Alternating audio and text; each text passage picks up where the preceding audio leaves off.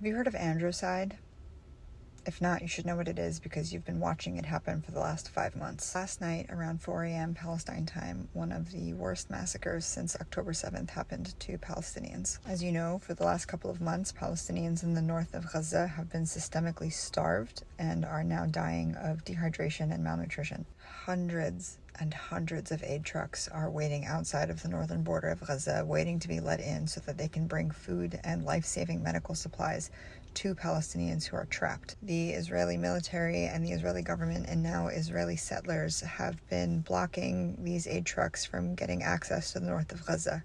Settlers are hosting picnics and carnivals and protests directly in front of these trucks or outside of the border in the north of Gaza in order to ensure that Palestinians continue to be deprived of food and life-saving humanitarian aid. Because these aid trucks have been held up for so long and could be let in at any given moment, Palestinian men in the north of Gaza have been sleeping on the streets awaiting their entry. Of course, it was 4 o'clock in the morning when Israel finally allowed a convoy of aid trucks through, and as Palestinian men attempted to reach the aid trucks, which were carrying things like flour that they could bring back to their family, the Israeli military began indiscriminately shooting at them and killed over 104 Palestinian men who were trying to get food for their families. The media has started to pick up the story, and of course they are using the incorrect terminology, and I want to tell you about why that's so dangerous again. You can see here that they are referring to this massacre as a chaotic incident, but this is actually a case of what I mentioned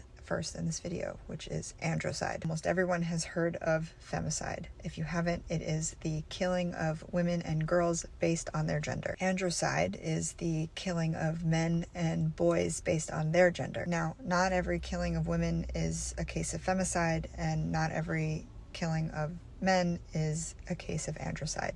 But in the context of war, and specifically genocide, androcide is a major overlooked tactic, specifically with the thought that they are killing these men and boys because they could grow up to be or are already combatants. For months, we have been watching Israelis, officials, politicians, military personnel, settlers, Israelis across the board have been justifying the slaughter of Palestinian men and boys under this idea that they are going to grow up to become terrorists or combatants. Also, why we keep highlighting how dangerous it is that media and humanitarian organizations are only focusing on Palestinian women and children through all of this, because it is allowing people to overlook or ignore the androcide against Palestinian men. These men that Israel and the US are targeting are the same men that we have been watching pull their loved ones and the loved ones of their neighbors out of rubble.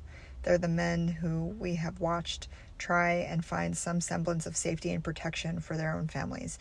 They are the men who have been tirelessly trying to keep the community together and protect the Palestinian community in Gaza. It is important that you are understanding everything that is coming out of Palestine under the context of genocide. This isn't random or chaotic incidents. These aren't random acts of violence or rogue soldiers.